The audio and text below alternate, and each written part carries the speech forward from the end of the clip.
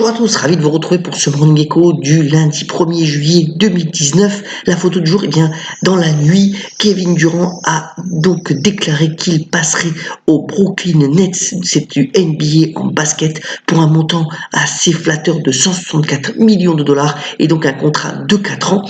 Tout ça qui soutient donc une actualité économique extrêmement riche. Alors vous voyez que j'ai mis en orange le marché chinois ce matin qui est à plus de 50% de hausse suite finalement au G20 qui s'est plutôt bien passé de l'avis des observateurs puisque les États-Unis et la Chine vont reprendre leurs discussions commerciales. Les Américains vont pouvoir de nouveau fournir à Huawei des composants dont il a besoin. Même si vous le voyez, les effets de ces tensions commerciales ont déjà eu lieu sur les exportations à la fois de la Chine aux États-Unis, mais aussi vice-versa des États-Unis vers la Chine. Alors, la Chine s'est aussi engagée à acheter de nombreux produits agricoles. Donc, pour le moment, les négociations reprennent. Il n'y a pas finalement de date limite pour que un accord commercial global entre les deux pays soit signé. Mais voilà, c'est plutôt l'apaisement. Alors que par ailleurs, on sait aussi, Donald Trump est allé en Corée du Nord pour aller voir le leader Kim. Donc voilà, ça joue l'apaisement. Alors dans ce contexte-là, on verra bien quelle sera l'attitude finalement de la Fed à la fin du mois par rapport au taux d'intérêt.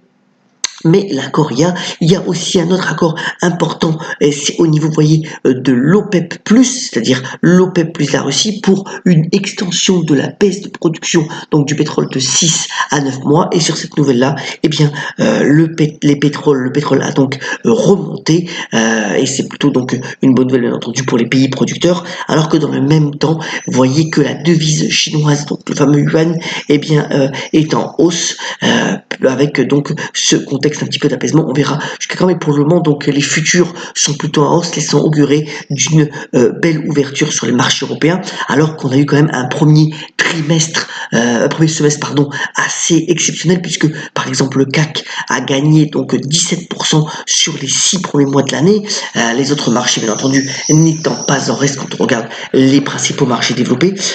Autre nouvelle aussi, donc on a eu au point de vue des fusions-acquisitions plus de 2000 milliards de transactions. Alors c'est toutefois en baisse de 12% par rapport au premier semestre 2018. Et quand on regarde les introductions en bourse, alors elles sont reparties quand même assez fortement, surtout aux États-Unis, puisque globalement on a eu 467 entrées en bourse, mais seulement 42 donc en Europe, et les principales entrées en bourse bien entendu ce sont Uber et Lyft, mais sur le côté européen, Nexi qui est donc une pépite dans le paiement en ligne et les nouveaux procédés de paiement, et qui est une boîte donc italienne. Voilà donc pour le bilan du premier semestre. On verra si le deuxième semestre 2019 est aussi flatteur. Autre nouvelle aussi, et c'est un document réalisé par les Échos ce matin, c'est le fait que l'immobilier en France est véritablement euphorique. Alors on va arriver peut-être à 1 million de transactions dans l'ancien pour cette année, avec bien entendu Paris qui reste superstar, mais aussi d'autres villes qui tirent véritablement leur épingle du jeu, parmi lesquelles Lyon, Nantes et Rennes. Dans l'immobilier de luxe aussi, de nombreuses transactions se font pour des appartements à plus de 3 millions d'euros, et tout ça dans un contexte bien entendu où les taux d'intérêt sont très faibles, et aussi où les banques ont véritablement baissé leurs exigences par rapport à l'octroi de crédit, donc ce qui rend ce marché tout complètement euphorique au niveau de l'immobilier pour le moment. Venons-en aux brèves.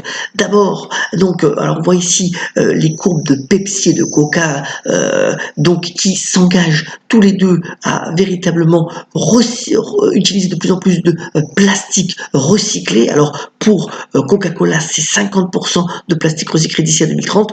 Pour Pepsi, c'est déjà 25% dès cette année, dans un contexte donc où le développement durable devient de plus en plus significatif. Il y a une belle tribune d'un des membres de la Fed, donc la Banque centrale américaine, Robert Kaplan, disant que véritablement le changement climatique vont avoir une influence sur l'économie, et que l'administration américaine doit en tenir compte. Tout ça dans un contexte aussi, vous savez, qu'aux le groupe Edmond Rothschild est aussi très présent sur cette thématique, puisqu'aujourd'hui il y a une grande conférence qui se passe à Monaco sur ce thème-là pour d'ici ce soir.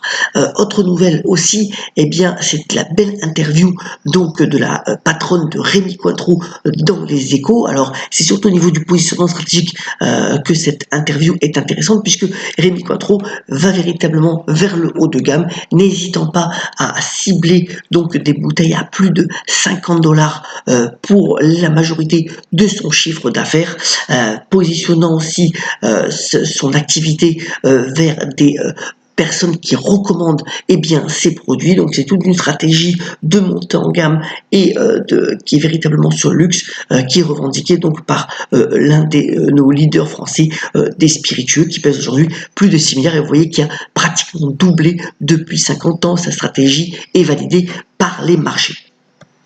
Alors, autre nouvelle aussi dans les fusions-acquisitions, finalement, ce groupe dont on avait parlé à plusieurs reprises, alors c'était une petite action spéculative, mais voilà, c'est sorti. Donc, la Techware se ferait racheter par un fonds américain pour plus de 360 millions d'euros. C'est une prime de 35% par rapport au cours de vendredi soir. Donc, l'offre a été déposée à 3,85 € par action. On verra si cette offre est acceptée, mais pour le moment c'est plutôt en bonne voie. Donc voilà, Techware qui passerait sous pavillon américain, donc cet équipementier aéronautique. Allez, en TikTok, c'est le réseau social qui fait des ravages, donc bien entendu chez les jeunes, est en train de pousser ses pions à travers le monde, puisque donc c'est un groupe chinois qui a investi donc plus de 1 milliard de dollars donc en publicité sur les différents réseaux sociaux, véritablement pour recruter finalement de nouveaux abonnés à travers le monde. Et les ambitions sont très fortes, même si par ailleurs ce groupe-là a été accusé de plagiat par les Américains au niveau donc de son ossature technologique et de ce qu'il utilise. Donc on verra si ça remet un petit peu de tension entre les États-Unis et la Chine. Voilà, TikTok est un rouleau compresseur qui va arriver vraisemblablement en Europe de manière beaucoup plus significative. Alors, aujourd'hui, bien entendu, commence pour les 15 jours à venir, ce tournoi si prestigieux sur gazon, donc le troisième grand chelem de la saison, Wimbledon. Alors, plusieurs enjeux. On verra si Serena Williams, qui va bientôt fêter ses 38 ans, peut grappiller son 24e grand chelem. Alors, vous voyez que les dotations, à la fois pour les hommes et pour les femmes, sont en hausse constante, puisque au global, 44 millions d'euros sont dotés pour ce tournoi. Et du point de vue des hommes, vous voyez, c'est le graphique de gauche, on verra, c'est la lutte pour le nombre de grands chelems cumulés entre Rafael Nadal et Roger Federer, qui finalement vont lutter pour la suprématie, alors que bien entendu Novak Djokovic veut garder sa couronne, puisque c'était lui qui avait gagné l'an dernier. Terminons ce Morning Echo par la citation du jour, rendant hommage à cette grande femme du business et de la philanthropie qui a été donc Estée Lauder, et qui a notamment dit: soyez forts, ayez confiance et soyez l'étoile de votre propre vie. Alors, je vous souhaite un excellent second semestre 2019. Soyons comme d'habitude solidaires et on la pêche, et à très bientôt pour le Morning Echo.